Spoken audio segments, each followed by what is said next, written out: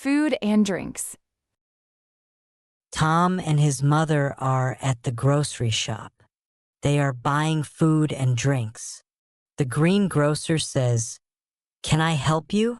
Tom's mother says, "Yes, please, I would like some tomatoes, carrots, and potatoes." Tom is looking at the fruit. He is holding a banana and a pear. His mother puts bananas in the basket. They are also buying onions and peppers. Tom is looking at the drinks. He sees milk, juice, and coffee.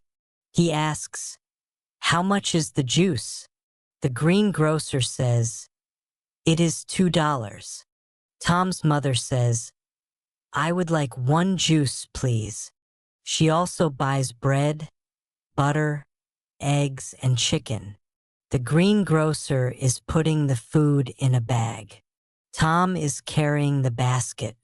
They are happy with their food. Then they are going home.